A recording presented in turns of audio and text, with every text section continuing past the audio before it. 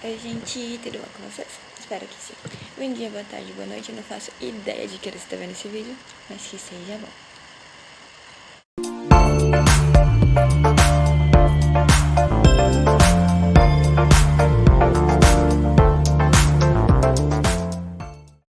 Então, pra gente começar com o nosso diário, pessoal, eu vou falar um pouco pra vocês de quem é Priscila. Quem é? Priscila tem 26 anos, é ariana, estressada que é uma beleza, mas é uma pessoa legal. É mãe, é solteira. E é isso, já viveu e passou por muita coisa como todo mundo, gente. E eu só quero compartilhar um pouquinho disso com você. Bora lá? Pra começar, vou falar um pouco sobre quem era a Priscila quando ainda era um pitotoquinho. Pequenininha. Pra começo da história, quando minha mãe engravidou de mim, ela não podia mais ser mãe, porque teve alguns problemas na primeira gravidez, no caso com o meu irmão. E então o médico disse que ela não podia mais ser mãe, sendo que ela engravidou. E aí, quando ela estava grávida de mim, os médicos aconselharam ela a abortar, porque tecnicamente a criança poderia fazer mal a ela. No final, a médica disse que ela teria que escolher entre a vida dela e a vida da criança, porque ela não tinha condições saudáveis para manter a gestação. Então, ela aconselhou ela, em termos médicos, de realizar o aborto, que não seria crime, já que seria por prevenção à vida. Só que minha mãe já é de família cristã, naquele tempo também tinham os tabus eram bem maiores, então minha mãe nem cogitou a possibilidade e manteve a gravidez, graças a Deus.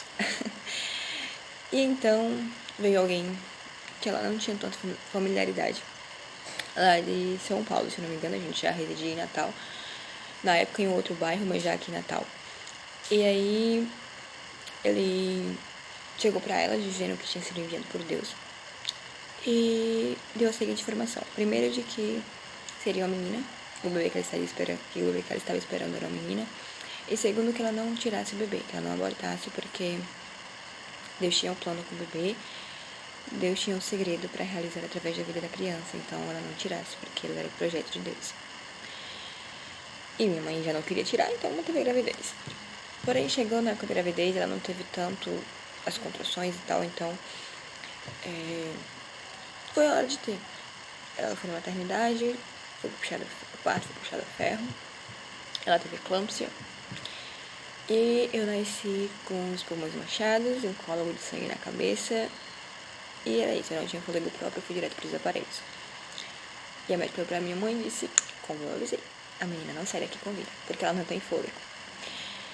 E aí me colocaram nos aparelhos, tiraram 1 litro de sangue para colocar glicose, porque eu tava com excesso de sangue, um cólago de sangue na cabeça, mas não tinha glicose no sangue, açúcar, se não me engano.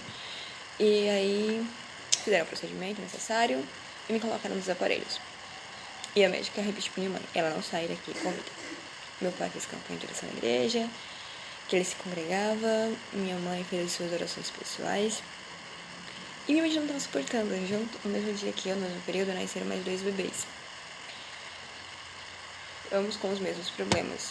Porém, de todos eu era um grau um pouco mais elevado devido à questão dos pulmões. Minha mãe viu os 2 morrerem. Ela viu o desespero das mães. E ela ficou desesperada, óbvio. E aí ela falou com Deus e disse que não suportava mais.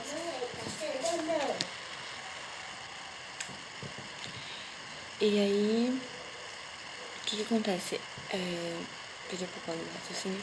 Mas é isso. Já havia 15 dias de internação, mais ou menos. E aí minha mãe pediu pra que desligassem os aparelhos. E a mulher perguntou se ela era louca. Disse que se desligasse os aparelhos eu iria morrer. Mas minha mãe disse que não aguentava mais, que queria que desligasse os aparelhos pra ver como é que tava, como é que seria assim os aparelhos. E os médicos fizeram assinar um termo de responsabilidade e desligaram os aparelhos, após uma oração que eu tinha feito, óbvio.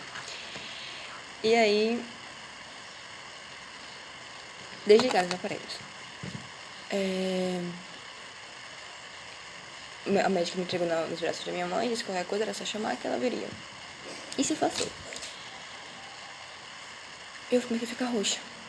buscando fôlego e não tinha. Comecei a ficar roxa hoje. E minha mãe ficou desesperada. Mas ela não demonstrou. Ela começou a chorar. A médica viu de longe, perguntou o que havia acontecendo, se estava tudo bem. Minha mãe disse que estava tudo bem. Que as lágrimas eram de alegria. Me colocou no berçário, em silêncio. E voltou pro quarto para falar com Deus. E, segundo ela fez a seguinte oração: Deus, se tu realmente tiver um plano na vida da minha filha, sopra o fôlego de vida nela, como tu fizesse com Adão lá no início da criação. Mas se não, leva logo ela e poupa ela desse sofrimento. No mesmo instante que ela acabou de fazer as orações, chegou um enfermeiro correndo na sala, pedindo para que ela fosse com urgência ao berçário da filha dela. As médicas pediam urgência. Ela só imaginou que, pronto, morreu. Mas quando chegou lá, ela disse que no corredor já ouviu um berro. Lembrando que, por não ter fôlego, eu não estava chorando. E aí, quando minha mãe chegou, na sala do médico, o médico falou, mãe, corra, sua filha tá morrendo de fome, ela quer peito, então pega. E aí, ela me colocou no peito. E é isso, eu tava bem. E aí, a médica veio pra ela e disse: você é crente, né? Só os crentes são tão loucos assim. Mas eu tenho um aviso. Eu não sei como foi que sua filha sobreviveu. Realmente, nós presenciamos um milagre aqui hoje. Mas eu também não sei até quando. Porque devido aos problemas que ela teve, ela terá cansaço crônico. E se ela chegar aos 15 anos, ela tem grande chance de enlouquecer, devido ao colo na cabeça. A parte de enlouquecer, minha mãe disse que eu tinha uns 13 mais ou menos. Mentira, sou louca não, sou maluquinha, é diferente. Mas enfim. Café. Café? Quer café? Mas enfim. Deus me permitiu a vida.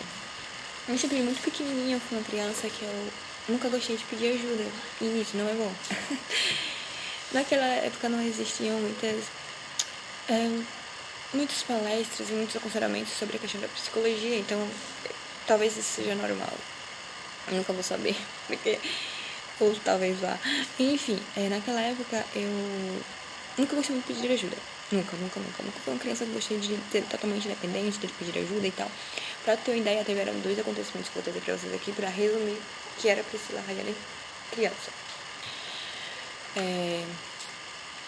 Revelei meu segundo nome.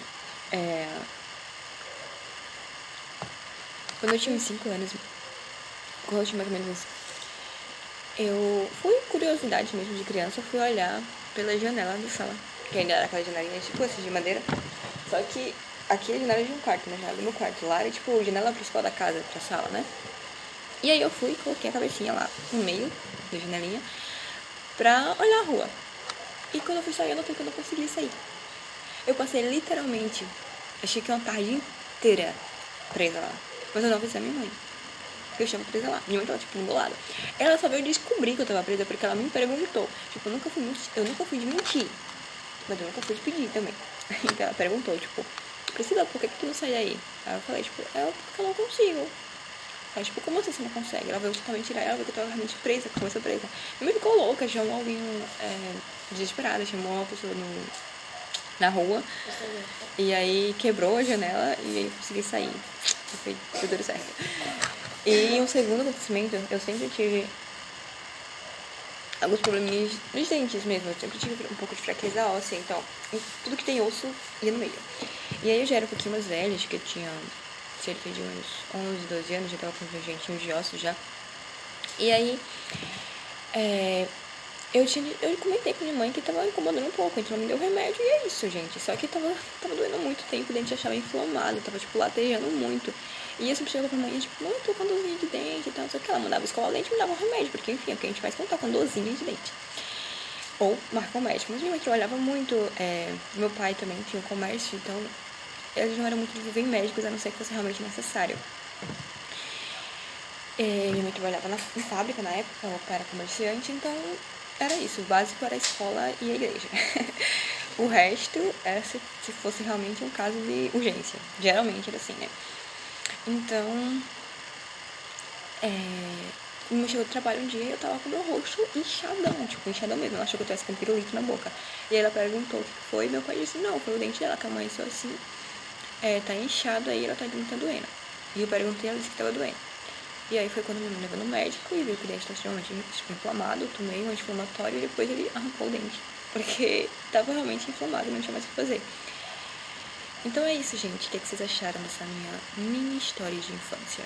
Bota aqui alguma coisa nos comentários. E se você tiver alguma história parecida, alguma história que você quer compartilhar, coloca aqui nos comentários também. E não se esqueça de se inscrever e de assinar o sininho. E de ativar o sininho. Um beijão e até a próxima.